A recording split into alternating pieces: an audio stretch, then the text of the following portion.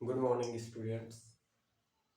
Conceptual learning YouTube channel में एक बार फिर से आपका हार्दिक स्वागत है। तो आज हम एक बहुत ही इम्पॉर्टेंट टॉपिक के बारे में डिस्कस करेंगे। देखिए, ये जो टॉपिक है वास्तविक संख्याएं। देखिए, जो संख्याएं हैं आपके दैनिक जीवन में इनका बहुत ही महत्व है। आप सुबह जब जगते हैं टाइम डिसाइड करते होंगे कि चलो 4 बजे जगना है, तो यहाँ पे देखिए 4 क्या है संख्या। आप किसी भी चीज की काउंटिंग करते हैं, वो आप ऐसे ही मान लें, रुपए मान लें, तो काउंटिंग वगैरह सभी चीजों के लिए संख्याओं का प्रयोग होता है। और हम छोटी सी कक्षा से जब शुरुआत ही करते हैं गणित की, तो आपको सबसे पहले संख्या सिखाई जाती है। लेकिन यही धीरे धीरे जब आप पहुंचते हैं थोड़ा एकेडमिक लेवल के ऊपर कंपटीशन के लिए, तो आपको अलग से कोचिंग वगैरह करनी पड़ती हैं मैथ में, क्योंकि बीच में क्या है टेक्निकल वाली मैथ आपको पढ़नी पड़ती है। और अंक गणित शायद अगर साइंस स्ट्रीम से चलते हैं तो आपको छोड़नी होती है, वो आपके सिलेबस पे नहीं रहती है। तो आज उसी के बारे में डिस्कस करते हैं, तमाम इधर उधर की बातों को ना पहुंचाते हुए हम सीधे से टॉपिक पे आते हैं। देखिए, जो संख्याएं होती हैं, आपको सबसे पहले जो बताया गया होगा एक प्रकार से कि वास्तविक संख्याओं से शुरुआत कर दी गई होगी, वास्तविक संख्याएं, और इसके बाद उसके अलग अलग भाग।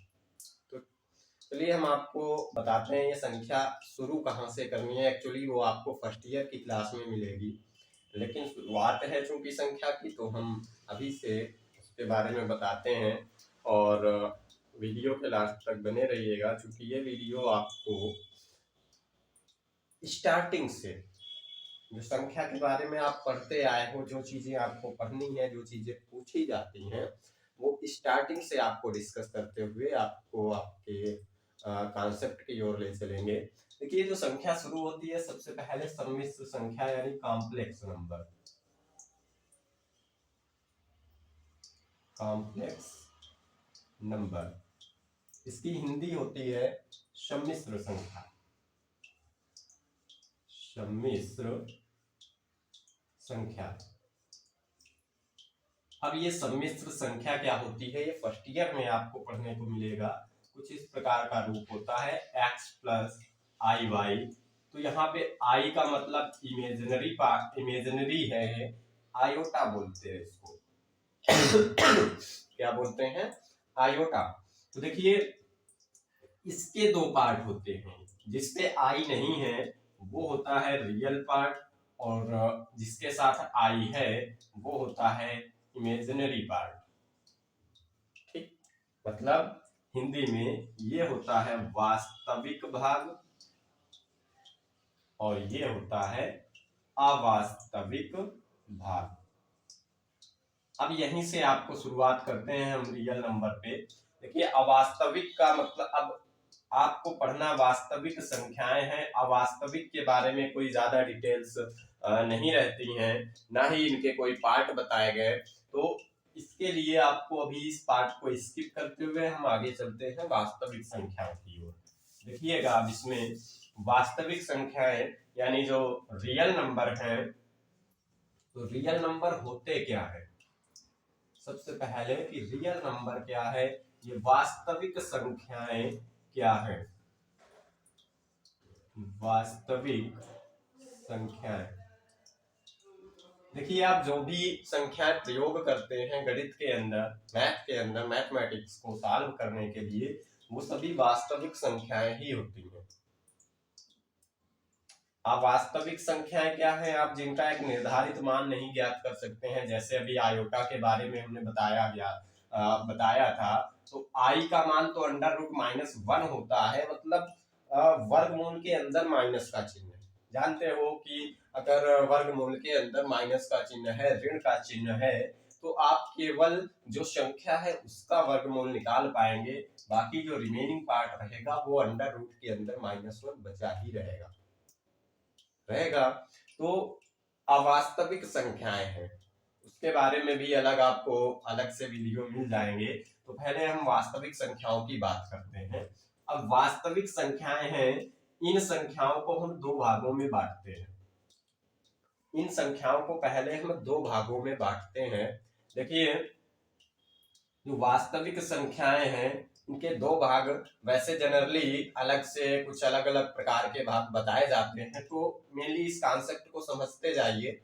वास्तविक संख्याओं के दो भाग, पहला हो गया आपका रेशनल नंबर यानी कि परिमेय संख्याएं, और दूसरा हो गया अपरिमेय संख्याएं। अपरिमेय संख्याएं। अब परिमेय संख्याएं और अपरिमेय संख्याएं, ये टॉपिक आपका पहले से छोटी सी कक्षा 7 से ही पढ़ा गया।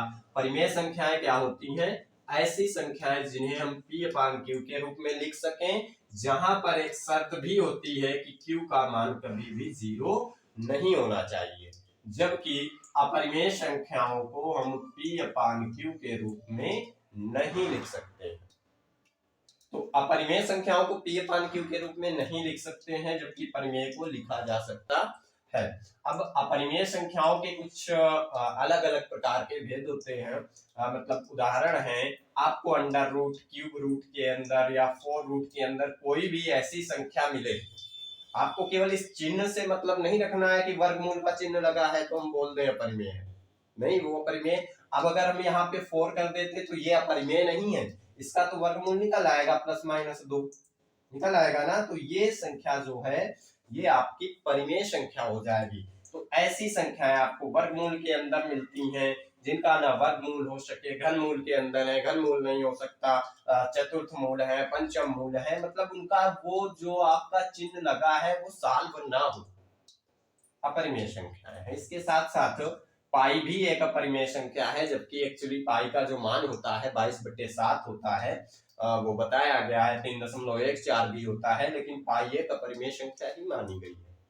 ठीक है ना। अब आते हैं फिर से परिमेय संख्याओं की तरफ। इनको भी कई पार्ट पे डिवाइड करके हम आपको समझाते हैं कि परिमेय संख्याओं को कैसे अलग अलग भागों में बांटे हैं।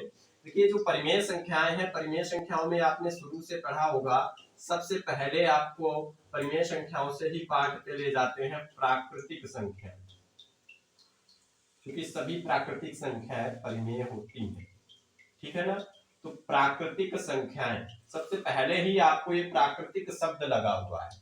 प्राकृतिक का मतलब होता है जो प्रकृति से संबंधित हो। अब प्रकृति से संबंधित कई सारी वस्तुएं हैं, जैसे ये आपके सामने ये बेल्स हैं, तो अगर हम इनको काउंट करते हैं 1 2 3 4, या किसी भी चीज को आप अपनी क्लास में हैं, क्लास में अपने क्लासमेट्स को, स्टूडेंट्स को काउंट करते हैं, तो 1 2 3 से स्टार्ट करते हैं, मतलब 1 से स्टार्ट करते हैं। तो प्रकृति में उपस्थित जितनी भी चीजें हैं, आप अगर उनको काउंट करना शुरू करते हैं, गिनना शुरू करते हैं, तो उनकी गणना जब हम करते हैं तो उसकी शुरुआत 1 से ही करते हैं, और ऐसी संख्याओं को आप प्राकृतिक संख्या बोलेंगे। तो प्राकृतिक संख्याओं की शुरुआत होती है 1 से, 1 2 3 4, और सभी प्राकृतिक संख्याएं धनात्मक होती हैं। सभी प्राकृतिक संख्याएं धनात्मक होती हैं। अब चूंकि शुरुआत कहां से हुई है? 1 से, तो यहां से एक प्रश्न बनता है, सबसे छोटी प्राकृतिक संख्या, सबसे छोटी प्राकृतिक संख्या कौन सी है? तो सबसे छोटी प्राकृतिक संख्या जब शुरुआत 1 से हुई है तो सबसे छोटी प्राकृतिक संख्या 1 हो जाएगी। अभी और आते हैं परिमेय संख्याओं के ही पार्ट पे, आपको प्राकृतिक संख्या, इसके बाद अगला पार्ट इसका पूर्ण संख्या। प्राकृतिक संख्याओं के बाद पूर्ण संख्या। देखिए, जो थोड़ा इंग्लिश के लिए देख लीजिएगा, प्राकृतिक संख्याएं मतलब नेचुरल नंबर्स, और इनके लिए आपको जो सेट है, समुच्चय है, वो कैपिटल N से डिनोट करते हैं। और आगे पूर्ण संख्या यानी कि होल नंबर, होल नंबर यानी कि W। तो पूर्ण संख्याएं क्या है? बहुत ही नॉर्मल सी चीज है। जैसे प्राकृतिक संख्याएं 1 से शुरू होती हैं, अगर प्राकृतिक संख्याओं के साथ ही हम शून्य को सम्मिलित कर लें, जीरो को मिला लें, शून्य को सम्मिलित कर लें, तो अब ये जो सेट बनेगा, जो समूह है, ये पूर्ण संख्याओं का होता है। तो पूर्ण संख्याएं ये शुरू होती हैं 0 से, 0 1 2 3 से लेकर अनंत तक, और ये भी सभी संख्याएं जो होती हैं इनमें भी कोई भी ऋणात्मक चिन्ह नहीं आता है। तो अब ये थी पूर्ण संख्याएं, और इसी में अभी आप परिमेय संख्याओं के ही पार्ट पे आते हैं। अगला पूर्णांक संख्याएं, या केवल हम पूर्णांक बोल सकते हैं, इनको इंटीजर बोलते हैं। इंटीजर अगर सेट के रूप में डिनोट करना है तो जेड से, और अलग अलग डिनोट करना है धनात्मक पूर्णांक और ऋणात्मक पूर्णांक तो धनात्मक के लिए जेड प्लस और ऋणात्मक के लिए जेड माइनस। अब ये क्या है पूर्णांक संख्याएं, आपको पूर्ण संख्याएं दी गई 0 1 2 3। अब इसी में हम 0 1 2 3 ये तो धनात्मक वाले हो गए, इधर पॉजिटिव वाला हो गया धनात्मक अनंत तक, और इसके बाद जब इधर चलते हैं तो ऋणात्मक वाली संख्या -1 -2 -3। तो धनात्मक और ऋणात्मक अगर हम पूर्ण संख्याओं को कर दें तो इनका जो समुच्चय होता है वो पूर्णांक होते हैं। ठीक है, पूर्णांक हो गए दो प्रकार के, धनात्मक और ऋणात्मक। जीरो क्या है, इसमें ना तो प्लस का चिन्ह लगता है ना ही माइनस का। अब यहाँ पे एक चीज और आती है, जैसे इसके लिए बताया सबसे छोटी प्राकृतिक संख्या 1, चूंकि 1 से शुरू हुआ था। पूर्ण संख्याओं में सबसे छोटी पूर्ण संख्या 0 हो गई, 0 हो गया, क्योंकि वहीं से स्टार्टिंग हुई। अब बात आते हैं पूर्णांक की। तो देखिए पूर्णांक में कोई भी सबसे छोटी संख्या नहीं मिलेगी, क्योंकि ना तो इसका शुरुआत आपको मिलेगी ही नहीं। अब अगर यहाँ पे हम एक चीज ले सकते हैं, जैसे धनात्मक पूर्णांक संख्या की बात करें तो सबसे छोटी धनात्मक पूर्णांक 1 होगी, 0 नहीं बोलेंगे क्योंकि ना तो वो धनात्मक है ना ही ऋणात्मक। तो सबसे छोटा धनात्मक पूर्णांक हो गया आपका प्लस का 1। अब इसके बाद अगर ऋणात्मक की बात करें तो ऋणात्मक में ये सबसे छोटा नहीं है, शुरुआत जहां से हुई ये सबसे बड़ा ऋणात्मक पूर्णांक है। आप माइनस में जितना जाएंगे, जितना पीछे जाएंगे, -1 -2, अब -100 -1 लाख 1 करोड़, माइनस में जितना जाएंगे उतना ही छोटा होता जाएगा, उतने ही छोटे पूर्णांक है। तो सबसे बड़ा ऋणात्मक पूर्णांक -1 है। सबसे बड़ा जो ऋणात्मक पूर्णांक है वो -1 है, और सबसे छोटा धनात्मक पूर्णांक 1 है। सबसे छोटी पूर्ण संख्या 0, सबसे छोटी प्राकृतिक संख्या 1। तो ये परिमेय संख्याओं के आपके इस प्रकार से तीनों भागों का जो कॉन्सेप्ट है इतना ही है। अब देखिए इन्हीं संख्याओं में आप हम इनको प्राकृतिक के लिए मान के अध्ययन कर सकते हैं, पूर्णांक या पूर्ण संख्याएं मान के अध्ययन कर सकते हैं, उसका भी टॉपिक हम आपको आगे लेकर चलते हैं। देखिएगा, क्योंकि ये छोटी छोटी चीजें हैं जो आपको परीक्षा में बहुत उपयोगी हो सकती हैं, और मैथ का तो आधार ही है, संख्याओं पे डिपेंड होती है मैथ, और संख्या से संबंधित तो सब कुछ जानकारी लेनी ही पड़ेगी। तो देखिए अभी हमने ये सभी प्राकृतिक पूर्णांक और पूर्ण संख्याएं बताई। अब इन्हीं को हम विभाजिता के आधार पर थोड़ा सा चेंजमेंट करते हैं। देखिए विभाजिता का मतलब होता है भाग। तो भाग के आधार पर, विभाजिता के आधार पर आपको इन्हीं संख्याओं के हम प्रकार बताते हैं। देखिए इस तरह के टॉपिक आपको जल्दी से देखने को नहीं मिलते हैं, विभाजिता के आधार पर। अब विभाजिता के आधार पर संख्याएं किस किस प्रकार की होंगी, देखिए शुरुआत से समझते हैं हम। पहले दो प्रकार पढ़ेंगे, कौन कौन से दो प्रकार हैं, और ये सुना होगा, भाज्य संख्याएं और अभाज्य संख्याएं। भाज्य संख्याएं और अभाज्य संख्याएं, यानी कि ये कंपोजिट नंबर, ये प्राइम नंबर, ये हो गया प्राइम नंबर और ये हो गया कंपोजिट नंबर। प्राइम और कंपोजिट नंबर के बारे में पढ़ते हैं। देखिए भाज्य संख्याएं, अब भाज्य संख्याओं में क्या है, भाज्य का मतलब जो विभाजित हो जाए, लेकिन ऐसा नहीं कि सभी किसी भी संख्या से, भाई कोई भी संख्या है, आपको अगर हम एक नंबर देते हैं 3, तो 3 से भी विभाजित हो जाएगा, 1 से भी विभाजित हो जाएगा, 2 से विभाजित हो ही रहा है। भाज्य का मतलब होता है वो स्वयं, जो भाज्य संख्याएं हैं वो स्वयं व एक के अतिरिक्त, इन दोनों के अतिरिक्त किसी अन्य संख्या से भी विभाजित हो जाएं, ऐसी संख्याओं को हम भाज्य संख्या कहते हैं। और दूसरी भाषा में, दूसरी अगर टर्म पे आप समझना चाहो तो वे संख्याएं भाज्य संख्याएं होती हैं जिनके 2 से ज्यादा गुणनखंड होते हैं। देखिए 2 तो ऑलरेडी हैं, एक खुद है और एक है, सभी का गुणनखंड होता है। अब 2 से ज्यादा, 2 से अतिरिक्त गुणनखंड है, अधिक गुणनखंड है, तो वो संख्याएं भाज्य होती हैं। और अभाज्य संख्याएं जिनका स्वयं और एक के अलावा कोई गुणनखंड नहीं होता है। कोई गुणनखंड नहीं होता मतलब ये जो संख्याएं हैं केवल और केवल ये स्वयं और एक से विभाजित होती है। ठीक है ना। तो ये था भाज्य और अभाज्य। अभी हम इसी में थोड़ा आगे चलते हैं, भाज्य और अभाज्य के बीच में। तो कुछ संख्याएं देखिए, कई सारे नाम आपको इसी तरह से मिलने हैं। चलिए, पहला हो गया भाज्य, दूसरा अभाज्य, और तीसरे प्रकार में अगर हम आते हैं तो वो हो गया सह अभाज्य संख्या। सह अभाज्य संख्या एक चीज और कॉमन सी चीज है, इसमें थोड़ा कंफ्यूजन रहता है स्टूडेंट्स को, क्योंकि शुरुआत से बहुत कम पढ़ा जाता है। फिलहाल ये छोटी सी क्लास कक्षा 5 या 4 का टॉपिक है। देखिए, भाज्य और अभाज्य संख्याएं, इसके बाद आता है सह अभाज्य। तो भाज्य और अभाज्य एक संख्या की बात होती है, एक संख्या कोई दी गई है, भाज्य है या अभाज्य है। लेकिन जो सह अभाज्य है वो एक युग्म की बात होती है, एक जोड़ा होता है, जोड़े में संख्याएं होती हैं।